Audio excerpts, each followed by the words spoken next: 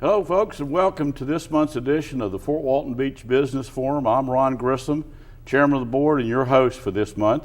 We got a powerhouse lineup for you today. We got Mayor Mike Anderson from the City of Fort Walton Beach, John McClain from Image Printing, and Chris Siemens from Hellenbach. Going to have an interesting topics to talk about today. Our first guest is Mike Anderson, Mayor of Fort Walton Beach. Mike, welcome. Thank you, sir. Appreciate it. Glad to have you today. Yeah, it's exciting times, you know. A lot of good things happening in the city. Yes, sir. Yeah, we just came off of very successful concerts in the park at the landing, which was really popular with a lot of folks coming down to the landing through the 4th of July, and had 300-400 people out there, and then the fireworks show on the 4th of July topped it off. So we're looking forward to continuing that possibly next year. And then we've started our movies in the park from these Friday nights, coming forward to the 1st of September. But again, as outdoor events planners know, the weather influences the success of them. Don't we all know? Right. But so that's fun. And then the city staff has been working real hard on some very significant projects in our city, you know, like the Landmark Center, where the last piece of paperwork should be submitted to our city council the end of August. And the building permit should be shortly behind that. So the Landmark Center, which is key to, I think, the resurgence of downtown, you know, combined with the shops, the parking garage, and all other amenities that goes with that thing. We were talking earlier about that, and you know, to revitalize downtown, to have that entertainment district enhanced, to have some really nice places, restaurants and bistros and nightlife downtown Fort Walton Beach, I think would be a good thing for our city. And I think the Landmark is probably going to be the catalyst for that. At least I hope it is. And that's what we're hoping also. And because we've already heard from some of the business owners, landowners around that complex that's talking about, well, you know, cities investing in it, they're making a big investment through Landmark folks. And then so maybe we can upgrade ours and do some things. Because there's a couple of vacant parcels down there too. So that all combined with the ease of access in and out of the parking garage. So that's a big thing for us in downtown.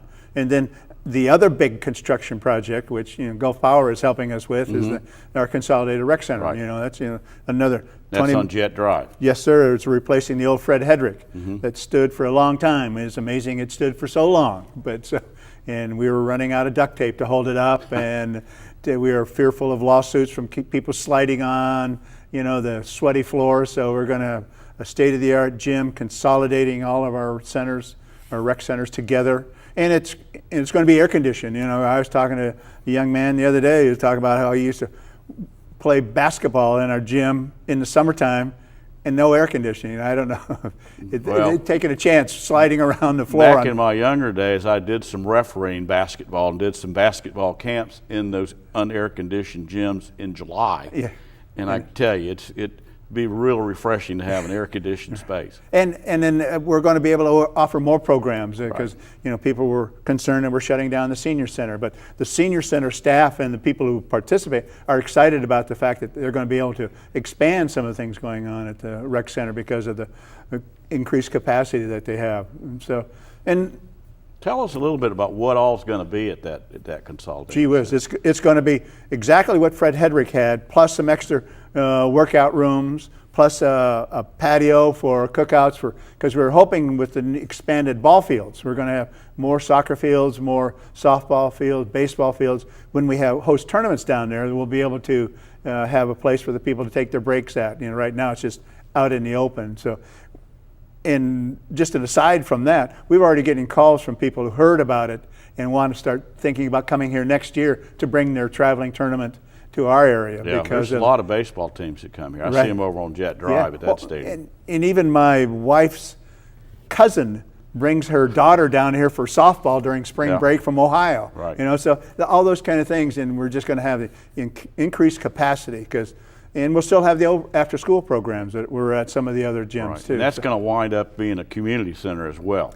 Yeah, absolutely. You mentioned the patio. I think there's going to be room inside if somebody wants to have a meeting or have some sort of banquet or event, and they'll be able to do that. And I assume there's some rent from the city or. Yes, sir. And then at the same time, there's opportunities still for sponsorships. Right. If people want to put in, sponsors, billboards, the different rooms and that kind of stuff. We could have the the Ron Grissom workout room, if Yeah, you you'd could. like. Yeah, just If for Ron the, Grissom would if the work money out. was the right amount, we could do that for I you. understand. But so that's going on, and then